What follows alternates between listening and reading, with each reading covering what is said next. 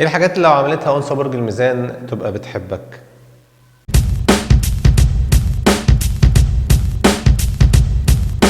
انثى الميزان كيان دبلوماسي، ليها علاقات كتيرة جدا وبتتكلم مع ناس كتيرة جدا ولبقة ومتحدثة جيدة.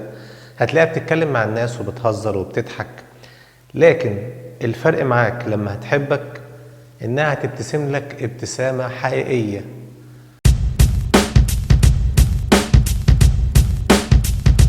ابتسامتك هتبقى مختلفة جدا عن اي حد تاني، هتلاقي عينيها بتقفل وبيظهر تجاعيد تحت العين. اما ابتسامتها مع بقية الناس التانية هتلاقيها عادية، ابتسامة دبلوماسية، لان انثى الميزان كيان دبلوماسي. ولو ابتسمت الابتسامة دي يبقى يا بختك يا عم، كده بتحبك.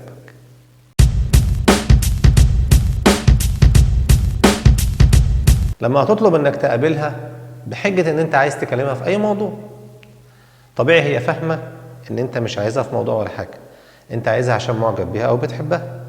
لو وافقت ان هي تقابلك يبقى حبتك، ودي علامة كبيرة جدا جدا على الاهتمام والحب عند انثى برج الميزان.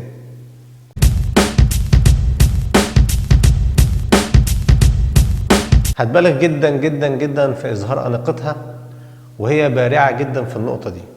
هتلاقيها فعلا في قمة الشياكة والأناقة، وهتلاحظ تغيير عليها في النقطة دي. لو عملت ده معاك اعرف انها خلاص وقعت في حبك لا محالة.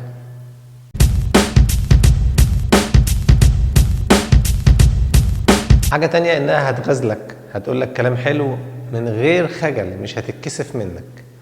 ولو عملت الكلام دوت يبقى حبتك فعلا.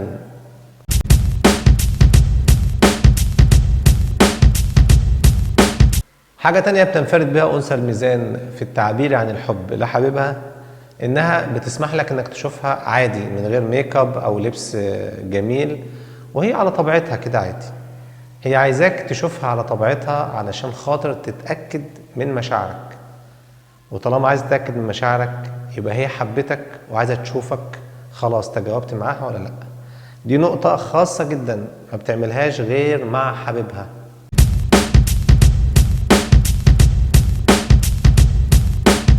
هتلاحظ مفاجآت غريبة وعجيبة شوية انت مش متعود منها انها تعملها، لان هي ست رزينة وعاقلة ودبلوماسية جدا. فلما تعمل حاجات فيها مفاجأة او فيها طرقعة شوية ما بتعملهاش دايما الا مع الراجل اللي بتحبه.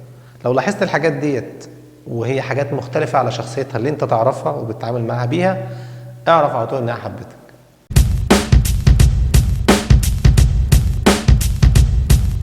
خد بالك انها هتلمح لك بحبها، لكن علشان خاطر تأكد نقطة الحب، ودي نقطة بتنفرد بها أنثى الميزان لوحدها، هتكلمك بشكل مباشر وتعترف لك بمشاعرها عادي خالص. ولو وصلت للمرحلة دي يبقى هي كده وصلت لأعلى درجات الحب والعشق.